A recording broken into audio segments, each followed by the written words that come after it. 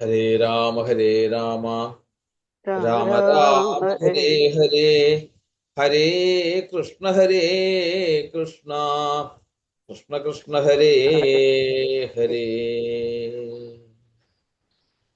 ധാരാളം ഭക്തന്മാരുടെ പല വിധത്തിലുള്ള ആരാധനകൾ, അതുപോലെ തന്നെ ജ്ഞാനികളായിട്ടുള്ള ബ്രാഹ്മണര് അവരുടെ കർമ്മം ധർമ്മത്തെ മറ്റുള്ളവരിലേക്ക് എത്തിക്കുക എന്നുള്ളതാണെങ്കിൽ അവരുടെ പെരുമാറ്റത്തിലൂടെയും അവരുടെ സാമീപ്യത്തിലൂടെയും ആർജിച്ചെടുക്കുന്നതായിട്ടുള്ള നല്ല സംസ്കാരങ്ങള്, ധർമ്മങ്ങള്, അതിന് ഉതകുന്നതായിട്ടുള്ള സൽക്കർമ്മങ്ങൾ അല്ലെങ്കിൽ നിഷ്കാമമായിട്ടുള്ള കർമ്മങ്ങൾ ചെയ്യുന്നതായിട്ടുള്ള ജ്ഞാനികളായിട്ടുള്ള ബ്രാഹ്മണരുടെ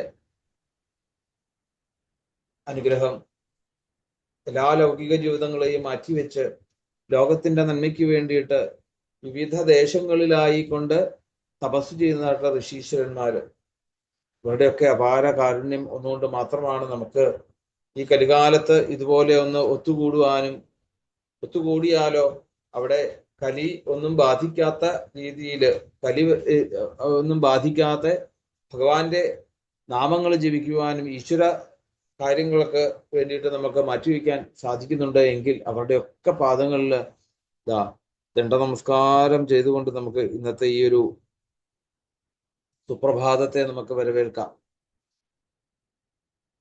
ഇന്നത്തെ ഈ ഒരു അഖണ്ഡ നാമജപത്തിന്റെ പ്രധാനമായിട്ട് ഉള്ള ഒരു സവിശേഷത, നമ്മളുടെ ഭാഗവതം ആണ് ഓരോ ജീവനുകളെയും അടുപ്പിച്ച് ഇങ്ങനെ ഒരു ഭാഗവത കുടുംബം നമുക്ക് കൊണ്ടുതന്നത്. അത് തീർച്ചയായിട്ടും ഒരു ഭഗവത് കൃപയായിട്ട് തന്നെ ആ കുടുംബത്തില് പൂർണ്ണമായിട്ട് ആത്മാർത്ഥതയോടുകൂടി ആനന്ദത്തോടുകൂടി യഥാർത്ഥത്തില് ഈ ഒരു ഭാഗവത കുടുംബം വല്ലാതെ സ്വാധീനിച്ചിട്ടുള്ള ഒരാളായിരുന്നു സരസ്വതി അമ്മ. നമുക്കൊക്കെ അറിയാം, രാവിലെ നമ്മൾ ഉപാസനയിലേക്ക് കയറുമ്പം അവിടെ ആദ്യം കാണുന്നത് ഈ ഒരു ഭഗവതിയായിട്ട് തന്നെ ഒരുങ്ങി കുളിച്ച് ഒരുങ്ങി ഭംഗിയായിട്ട് സരസ്വതി കേക്ക് എന്ന് പറഞ്ഞിട്ട് അതിലിരിക്കുന്നത് കാണാൻ സാധിക്കും. ആരോടും ഒരു ദേഷ്യമില്ലാത്ത, ദേഷ്യഭാവമില്ലാത്ത രീതിയിലും എല്ലാവരെയും പരിചയപ്പെടാനും ഒക്കെ ഒരു എന്താണ് താല്പര്യമുള്ള രീതിയിൽ കുടുംബാംഗം എങ്ങനെയാണോ നമ്മൾ കുടുംബാംഗങ്ങളിൽ കുടുംബത്ത് നമ്മളെല്ലാവരുമായിട്ടുള്ള ഒരു സൗഹൃദം, അതേപോലെ തന്നെ എല്ലാവരെയും പരിചയപ്പെടാനും ഈ എന്താണ് അവസാന വാർദ്ധക്യം എത്തിയെങ്കിൽ പോലും അതൊന്നും വില വെക്കാതെ കുട്ടികളെ പോലും തൻ്റെ കൂട്ടുകാരായിക്കൊണ്ട് അവരെയൊക്കെ പലരെയും ബന്ധപ്പെട്ടുകൊണ്ട് നാരായണീയത്തിലാണെങ്കിലും ഭാഗവതത്തിലാണെങ്കിലും ഒക്കെ ആസ്വദിച്ച് ആനന്ദിച്ച് നമുക്ക് ഭാഗവത കുടുംബത്തിന് അങ്ങനെ ഒരു ഭാഗ്യം സത്യത്തില് കിട്ടിയെന്ന് വേണമെങ്കിൽ പറയാം. ആ അമ്മയ്ക്ക് അന്തേ നാരായണ സ്മൃതി എന്നുള്ളൊരു അവസ്ഥയിലേക്ക് എത്തിക്കുവാൻ ഭാഗവത കുടുംബം ഒരു പരിധിവരെ അത് എത്തിച്ചിട്ടുണ്ട് എന്ന് തോന്നലുണ്ട്. കാരണം മരണത്തിന്റെ തലേ ദിവസം പോലും എന്നെ വിളിച്ചിരുന്നു. സംസാരിക്കാൻ സാധിച്ചില്ല, കാരണം പക്ഷെ എങ്കിൽ പോലും എന്നെ വിളിക്കുമ്പോൾ തീർച്ചയായിട്ടും നമുക്ക് അതിൽ നിന്ന് മനസ്സിലാക്കാം ഭാഗവതവുമായിട്ടുള്ളൊരു ചിന്തകൾ കൊണ്ട് മാത്രമാണ്, അല്ലെ, ഈശ്വര ചിന്തകൾ ആണ്. ഈശ്വര ചിന്തകളെ കൊണ്ടാണ് നമ്മളൊക്കെ അടുക്കുന്നത് എങ്കിൽ തീർച്ചയായിട്ടും അങ്ങനെയുള്ളവരെ വിളിക്കുമ്പം നമ്മൾ ആ ഈശ്വര ചിന്ത നമ്മളുടെ ഉള്ളിലേക്ക് ഉയർന്നു വരുമ്പോഴാണ് അങ്ങനെയുള്ളവരെ കുറിച്ച് തോന്നുന്നതും അവരെ സംസാരിക്കണം തോന്നുന്നതും ഒക്കെ.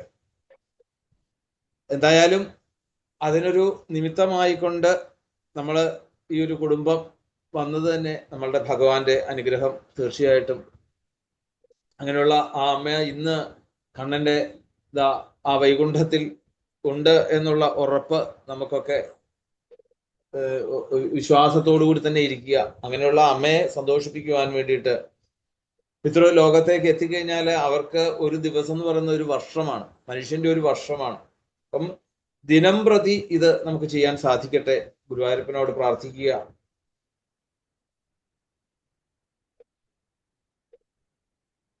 അപ്പൊ അതുപോലെ തന്നെ നമ്മളുടെ ഈ ഒരു ഇന്നത്തെ അഖണ്ഡനാമ ജപത്തില് പൂർണ്ണമായിട്ട് നമ്മൾ നാമം തന്നെ ജപിച്ചു പോകുമ്പോൾ കുറച്ച് കഴിയുമ്പോഴത്തേക്കും ചിലർക്കൊക്കെ അല്ലെങ്കിൽ മാറി മാറി ചൊല്ലുമ്പോൾ കുഴപ്പമില്ല, ഈണങ്ങള് താളങ്ങള് ഒക്കെ മാറ്റി ചൊല്ലുമ്പോൾ വിരോധമില്ല. പക്ഷേ ചിലപ്പം അത് ഇതാകുകയാണെങ്കിൽ ഓരോ മണിക്കൂർ ഇടവിട്ട് നമുക്ക് നാമം 1 മണിക്കൂർ നാമം ജപമാണെങ്കിൽ 1 മണിക്കൂർ മറ്റ് കീർത്തനങ്ങളായിക്കൊണ്ട് ഒക്കെ പാടുക.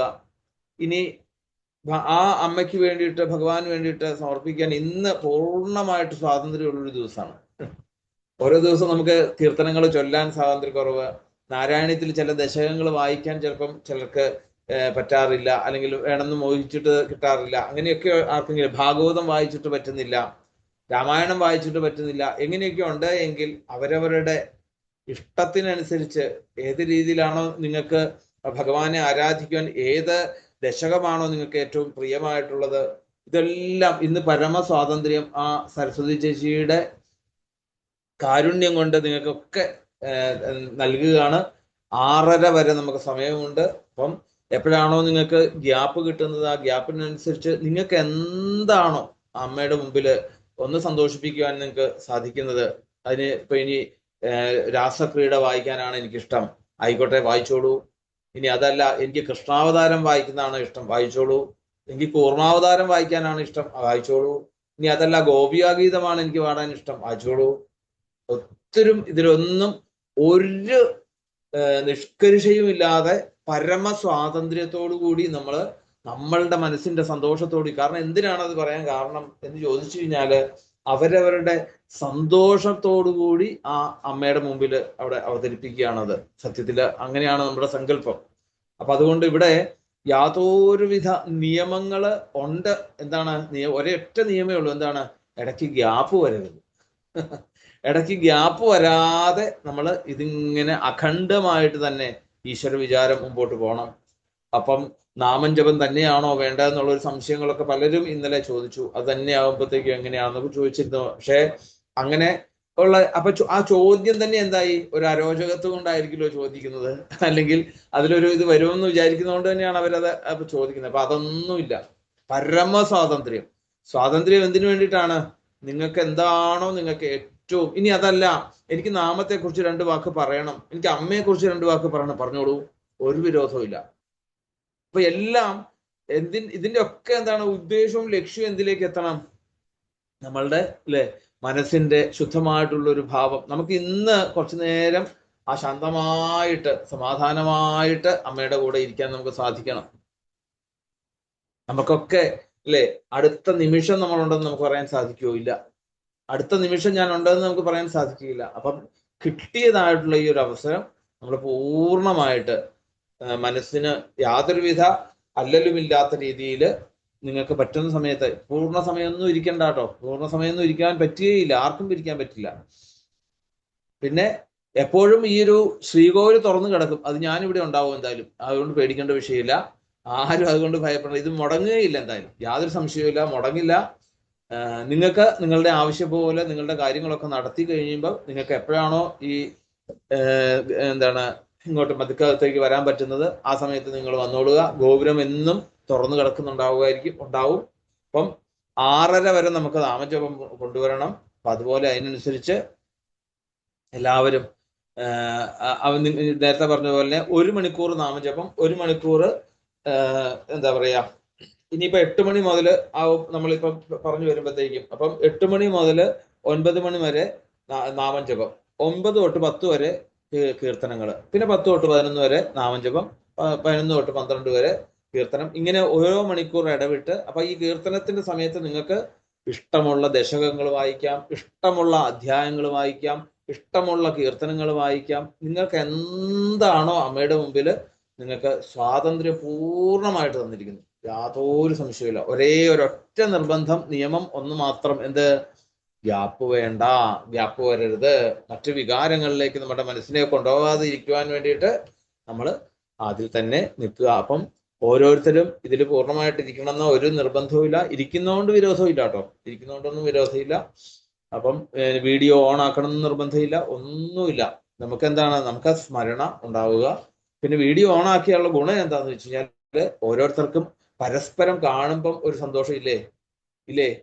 തീർച്ചയായിട്ടും നമ്മളുടെ ഒരു മുഖത്ത് നിന്ന് ഉണ്ടാകുന്ന ഒരു പ്രസന്നത, അത് മറ്റുള്ളവർക്ക് കാണുമ്പോൾ ഒരു സന്തോഷമാണെങ്കിൽ അത് തീർച്ചയായിട്ടും ആ ഒരു രീതിയിൽ എല്ലാവരും ചെയ്യുക. അതുപോലെ നമുക്ക് അവസാനം ഒരു 5:45 ഒക്കെ ആകുമ്പോഴത്തേക്ക് നമുക്ക് 12ാം അധ്യായം ഒന്ന് പാരായണം ചെയ്ത് ഇതിന്റെ പരിസമാപ്തിയിലേക്ക് കൊണ്ടുവന്ന് 6:30 നമ്മൾ സമർപ്പണത്തിലേക്ക് കിടക്കും. അങ്ങനെ ആ സമർപ്പണ സമയത്തിലേക്ക് കിടക്കും. ഞാൻ നേരത്തെ പറഞ്ഞതുപോലെ തന്നെ അമ്മയെക്കുറിച്ച് 2 വാക്ക് പറയണമെന്ന് മോഹമുള്ളവർ പറയാം, വിരോധമില്ല. ഇതൊക്കെ ഞാൻ പറഞ്ഞ ആ 1 മണിക്കൂർ നാമജപത്തിന്റെ ഇടയിൽ വേണ്ട, ആ 1 മണിക്കൂർ കീർത്തനത്തിന്റെ ഇടയിൽ നിങ്ങൾക്ക് ഇതൊക്കെ ചെയ്യാവുന്നതാണ്. അപ്പം എല്ലാവരും ജാഗരൂകരായിട്ട് ഈ നാമജപത്തിൽ പങ്കെടുക്കുക. നമുക്ക് പതിവ് പോലെ ആ ജ്വരസ്തുതി ചൊല്ലാം. എങ്ങനെയാണ് നമ്മൾ ഈ മൃഗങ്ങൾക്ക് വേണ്ടിയിട്ടും സസ്യങ്ങൾക്ക് വേണ്ടിയിട്ടും അതുപോലെ തന്നെ എന്നും ഈ പറഞ്ഞ പോലെ തന്നെ ഇതൊരു തീർച്ചയായിട്ടും നിർണായകമായിട്ടുള്ളൊരു സമയമാണ് അല്ലേ. നമ്മളൊക്കെ എന്നും ചിന്തിക്കേണ്ട ഒരു കാര്യമാണ്. എന്നും ദിവസം രാവിലെ അല്ലേ, നമ്മൾ അടുത്ത നിമിഷം നമ്മൾ ഉണ്ടോ എന്നുള്ളത് നമുക്കറിയില്ല. അത് മാത്രം ചിന്തിച്ചാൽ മതി. നമുക്ക് ഒരു വിരോധം ഉണ്ടാവില്ല, ആരോടും ഒരു വിരോധം ഉണ്ടാവില്ല. നമ്മുടെ മനസ്സിനെ പൂർണ്ണമായിട്ട്, നമ്മുടെ മനസ്സിൽ യാതൊരുവിധ മാലിന്യവും ഇല്ലാതെ നമുക്ക് നമ്മളുടെ ഈ ശരീരത്തെ വെടിയാൻ നമുക്ക് സാധിക്കണം.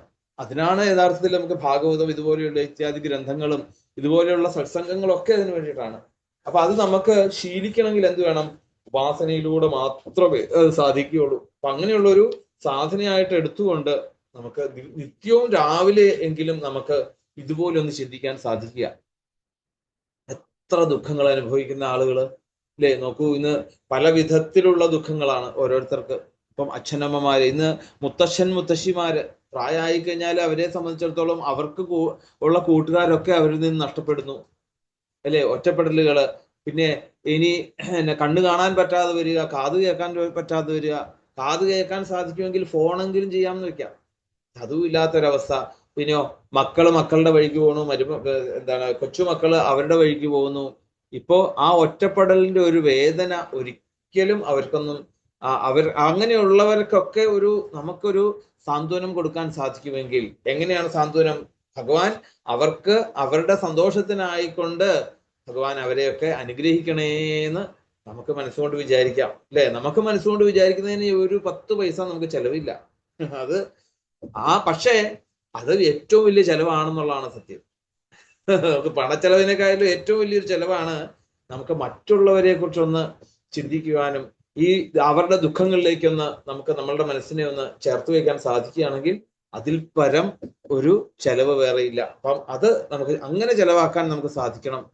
അതുപോലെ മൃഗങ്ങളായിട്ടും സസ്യങ്ങളായിട്ടും ഒക്കെ, അന്ധന്മാരായിട്ടും ബധിരന്മാരായിട്ടുമുള്ളവരും അല്ലേ, എന്താണ് പറയാൻ സാധിക്കാത്തവര്, നമ്മളൊന്ന് ചിന്തിച്ചു കഴിഞ്ഞാല് നമ്മളൊക്കെ എത്ര സുഖത്തോടു കൂടിയാണ് സത്യത്തിൽ ജീവിക്കുന്നത്. നമ്മൾ അവരെ കുറിച്ചൊക്കെ ഒന്ന് ഓർത്താൽ മതി അല്ലേ. കൈകാലുകൾ നഷ്ടപ്പെട്ടവര്, കിട്ടിയിട്ട് നഷ്ടപ്പെട്ടിട്ടുള്ളവരൊക്കെ അവസ്ഥ ഒന്ന് ആലോചിച്ച് നോക്കൂ. ഇതിലൊക്കെ ഉപരിയായിക്കൊണ്ട് ധാരാളം പണം കൊണ്ട് നമ്മളെ മൂടിയിട്ട് വേഗം അതെല്ലാം ഇല്ലാണ്ടാക്കുകയും മറ്റുള്ളവരുടെ കൂടെ പിടിച്ചു നിൽക്കാൻ പറ്റാത്ത ഒരവസ്ഥയിലേക്ക് എത്തുന്ന ആളുകളെ കുറിച്ചൊന്ന് ചിന്തിച്ചു നോക്കൂ. നമ്മൾ ഓരോന്നും ചിന്തിക്കുമ്പം നമുക്ക് അതിന്റെ ഗൗരവം മനസ്സിലാക്കുമ്പോൾ നമ്മൾ എത്രയോ ഉയർത്തിയാണ് ഭഗവാൻ നമ്മൾ നിർത്തിയിരിക്കുന്നത് നമുക്ക് തോന്നിപ്പോവും. നമ്മളെപ്പോഴും നമുക്ക് കിട്ടാത്തതായിട്ടുള്ള മണിമാളികകളെ കുറിച്ച് നമ്മൾ ചിന്തിക്കുന്നു അല്ലെ, ആഡംബര കാറുകളെ കുറിച്ച് ചിന്തിക്കുന്നു. ഐശ്വര്യങ്ങൾ എത്ര കിട്ടിയാലും ശതമാകിൽ സഹസ്രം മതിയെന്നും 10 കെട്ടുകയിൽ 100 മതിയെന്നും ഒക്കെ നമ്മളിങ്ങനെ ആ ആഗ്രഹങ്ങളുടെ പുറകെ പോകുമ്പോൾ നമുക്ക് ഒരിക്കലും അതിന് ശാശ്വതമായിട്ടുള്ളൊരു അവസാനം, എൻഡിങ് ഇല്ല അവിടെ. എന്നാൽ ഇതിന് എൻഡിങ് ഉണ്ട്. എവിടെയാണ് എൻഡിങ് ഉള്ളത്? എനിക്കിത് മതി, എനിക്ക് എന്നെക്കാളും എത്രയോ താഴ്ന്ന ആൾക്കാർ നിൽക്കുന്നു അവിടെ, അവരെയും കൂടി നമ്മളോടൊപ്പം ചേർത്ത് വെക്കാൻ നമുക്ക് സാധിക്കുമെങ്കിൽ അതല്ലേ അവരിൽ നിന്ന് കിട്ടുന്നതായിട്ടുള്ള ഒരു സന്തോഷം. അത് നമുക്ക് എന്നും അത് ആനന്ദമാണ്. അതൊരിക്കലും നമുക്ക് അഹങ്കാരത്തെ ഉണ്ടാക്കുകയില്ല. നമ്മള് ഇന്ന് കിട്ടിയതിൽ അഹങ്കരിക്കാതെ നമുക്ക് ഈ പറഞ്ഞതായിട്ടുള്ള ഈ ദുഃഖങ്ങൾ അനുഭവിക്കുന്നവർക്ക് ഒരു ശാന്തത നമുക്ക് കൊടുക്കാൻ സാധിക്കുമെങ്കിൽ അത് ചിലപ്പോൾ ഒരു ചിരി കൊണ്ട് മതിയായിരിക്കും. നമ്മൾ പണം കൊടുക്കണമെന്നൊന്നും പറയുന്നില്ല അവിടെ, നമ്മളുടെ പെരുമാറ്റം മതിയെന്ന് അല്ലേ. നമുക്കൊക്കെ അറിയാം, വേണ്ട 2 വാക്ക് സംസാരിക്കുക, അത്രേ ഉള്ളൂ. ഒരു രോഗികളുടെയൊക്കെ അടുത്ത് പറയും, ഇതൊക്കെ വേഗം കഴിയുമെന്ന്. ഇതൊക്കെ 2 ആഴ്ച കഴിയുമ്പോഴത്തേക്കും നിങ്ങളൊക്കെ ഉഷാറായിട്ട് ഇങ്ങോട്ട് വരികയല്ലേ എന്ന് പറയുമ്പോൾ ആ ഒരു തരുന്ന പ്രോത്സാഹനം അവരെ സംബന്ധിച്ചിടത്തോളം ചിലപ്പോൾ ഉയർത്തിക്കൊണ്ട് വരും. അതാണ് സത്യത്തില് നമ്മള് ആത്മാർത്ഥമായിട്ടാണ് അങ്ങനെ പറഞ്ഞിട്ടുള്ളത് എങ്കിൽ യാതൊരു സംശയവും ഇല്ല, ഉയർത്തിക്കൊണ്ടുവരുവാനുള്ള അത്ര കണ്ട് പവറുണ്ട് നമ്മളുടെ ഈ മനോഭാവത്തിന്. ഈ മനോഭാവം എന്ന് പറയുന്ന ആരാണ്? ഈശ്വരനാണ്, അല്ലെ? ഈശ്വരൻ എന്തൊക്കെ അമാനുഷികത കാണിക്കാൻ സാധിക്കും? ഈ അമാനുഷികതയെ മുഴുവൻ ചെയ്യുന്നത് നമ്മളുടെ ഈ കലർപ്പില്ലാത്ത ശുദ്ധമായിട്ടുള്ള ഒരു ഭാവം. അതാണ് നമ്മൾ പറയാറില്ലേ, ഈ എന്താണ് പറയുന്നതൊക്കെ നമ്മൾ സത്യമാണ് എങ്കിൽ നമ്മൾ ഇനി അറിയാതെ പോലും പറഞ്ഞത് സത്യമായി പോകും, അല്ലെ? സത്യം വിധാതും നിജഭൃത്യ ഭാഷിതം, അല്ലെ? ആ പ്രഹ്ലാദന്റെ വാക്കുകൾ സത്യമായത് എങ്ങനെയാണത്? ആ നാവിൽ നിന്ന് ശുദ്ധമായിട്ടുള്ള വാക്കുകൾ മാത്രമേ അവിടുന്ന് വരുള്ളൂ. അതങ്ങനെ ശീലിച്ചിട്ടുള്ളൂ.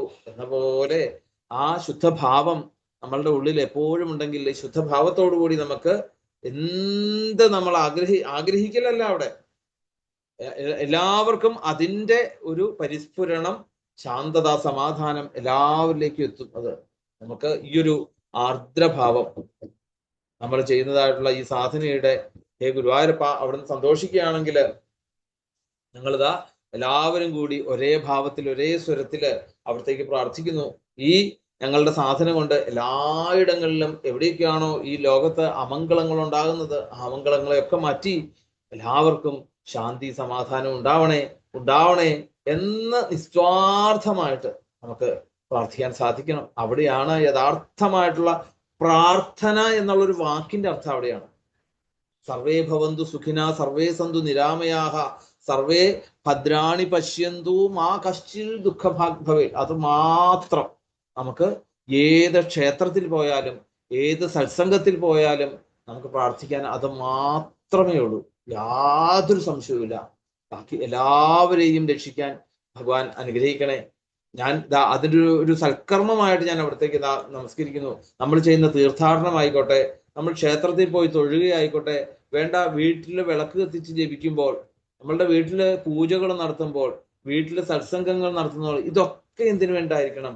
ഇതൊക്കെ ഈ ലോകത്തിന്റെ അമംഗളങ്ങളെ ഇല്ലാതെ മംഗള രൂപമാക്കിക്കൊണ്ട് പോകുന്ന ആ ഗുരുവായൂരപ്പൻ സന്തോഷിക്കണേ എന്ന് മാത്രം, അതേ ഉള്ളൂ നമുക്ക് പ്രാർത്ഥിക്കാൻ. അതിനുവേണ്ടി നമുക്ക് നമസ്കരിക്കാൻ സാധിക്കണം.